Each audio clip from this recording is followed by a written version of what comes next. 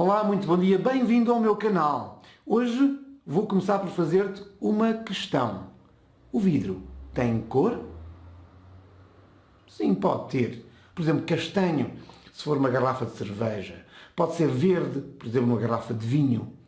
Mas, se tivermos à nossa frente uma garrafa completamente transparente ou um copo completamente transparente, então qual é a cor que devemos utilizar na pintura para fazer esse objeto? Bem, neste tutorial eu vou utilizar esta garrafa completamente transparente e vou colocar aqui um bocadinho de água. Assim, ao longo da pintura, eu vou-te mostrar como é que se resolve este problema da transparência quando é um objeto completamente transparente que não tem cor. Eu tenho a certeza que vais gostar deste vídeo, por isso, se quiseres dar já o like, dá. Ou então, aguarda, vê o vídeo e dás o like no fim. Subscreve este canal, onde dever aprender, e ativa o sininho. E assim ficas a saber quais são as novidades que temos para ti. Agora, vamos a pintar. Vamos a isso.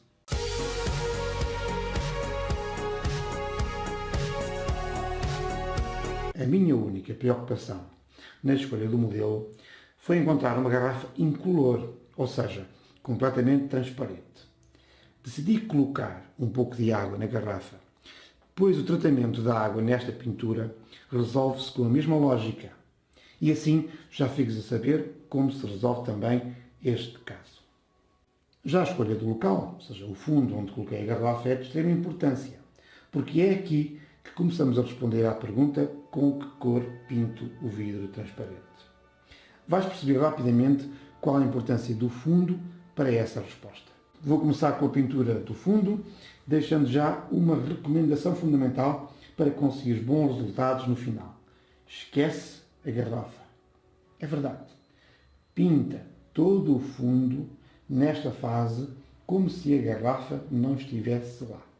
Não vamos terminar o fundo, não vamos concluir os detalhes do fundo. Vamos só marcar completamente o fundo como referência para a nossa garrafa. Para a pintura inicial do fundo, deves diluir a tinta com um pouco de turbentina, para poderes consolidar rapidamente a estrutura da obra e passar então para as outras camadas. Podes perguntar, por que é que eu preciso pintar todo o fundo?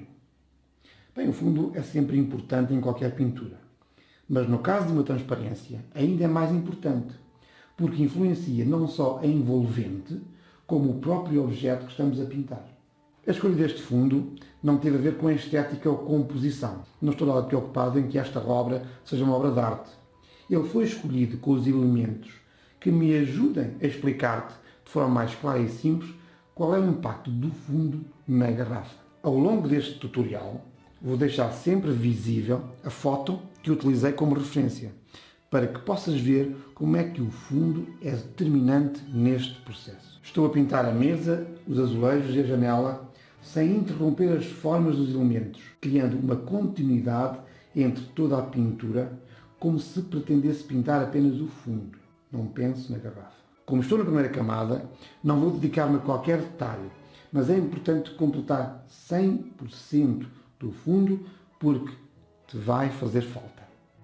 Bem, com o fundo já definido, em termos de cores e forma, podemos então começar a pensar em pintar a garrafa, certo? Errado!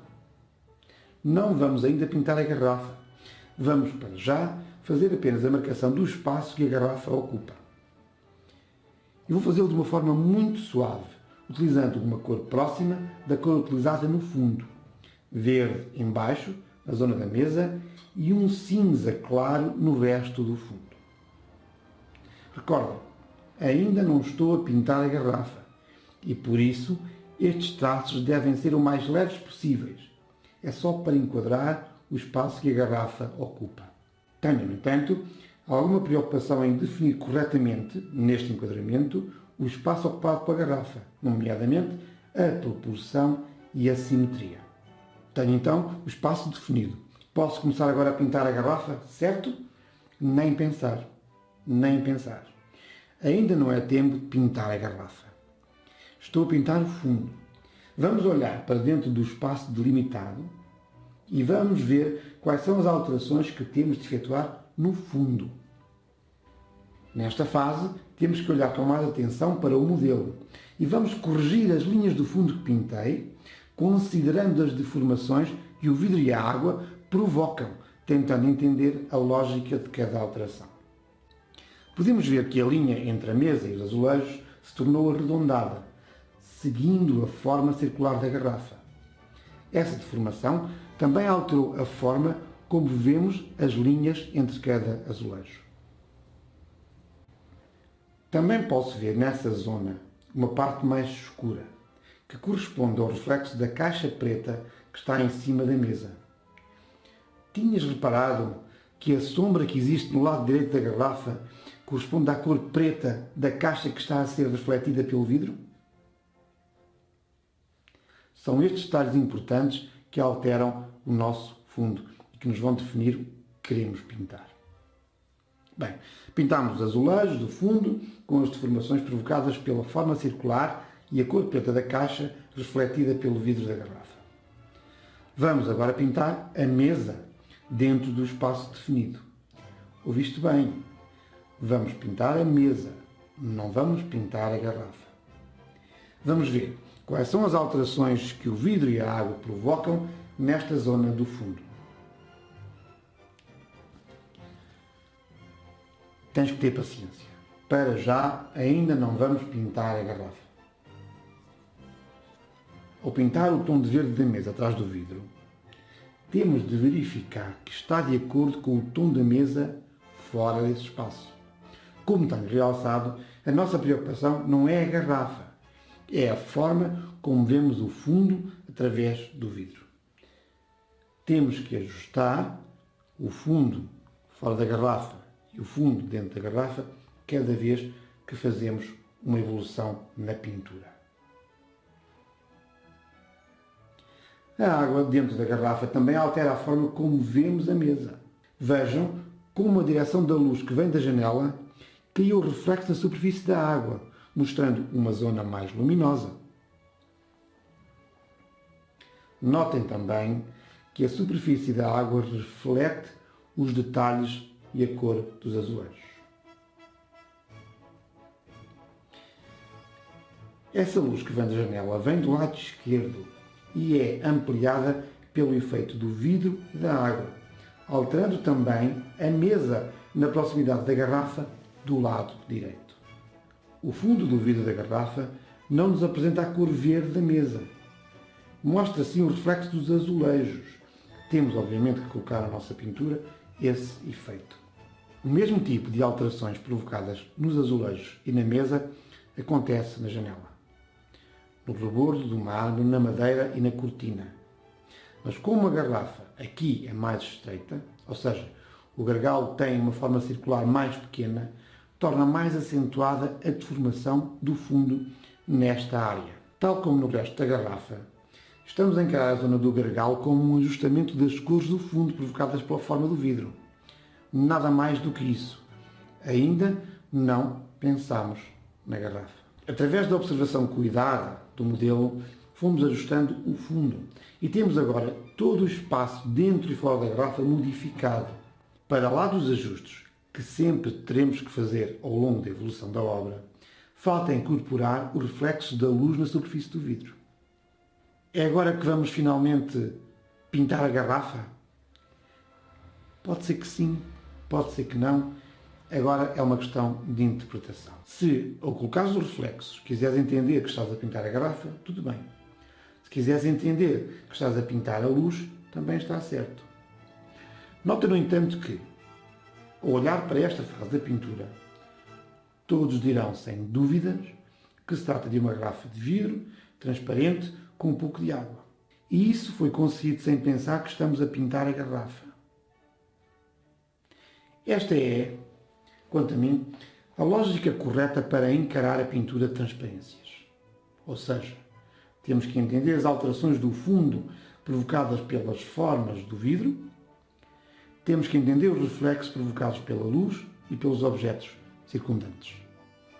Isto sem pensar que estamos a pintar uma garrafa.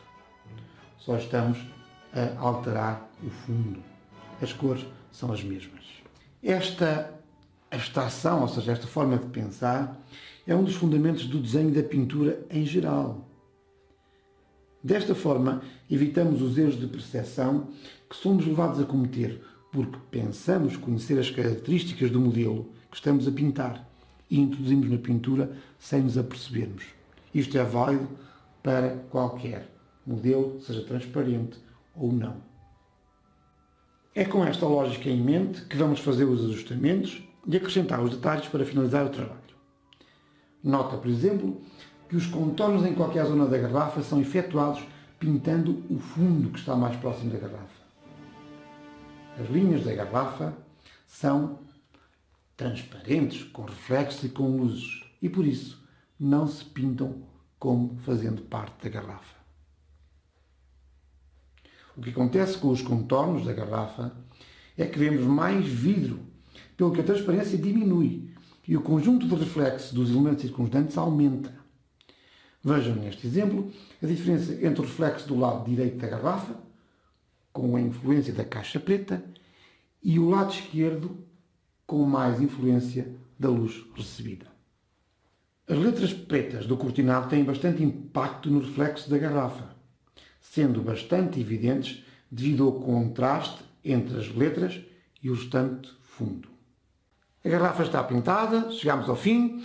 Espero que este tutorial tenha sido útil para ti, não só na resolução dos problemas de pintar objetos transparentes, mas também em aplicar estas dicas em objetos, em outros temas da pintura. É verdade, nesta questão das luzes, dos reflexos e do impacto que os objetos que estão ao lado têm naquele objeto que estamos a pintar, funciona basicamente da mesma forma em qualquer tema de pintura. Se quiseres que eu pinte, para tu veres, um objeto diferente, com alguma opacidade ou com alguma cor no vidro, deixa aqui o teu pedido nos comentários com a sugestão do objeto que queres que pinte. Depois, num tutorial em futuro, terás o teu pedido satisfeito com os meus comentários para ficar a saber então como é que se resolve esse caso concreto. E agora um pedido. Se gostaste muito deste vídeo, dá um like e se gostaste pouco, dá também o mesmo like.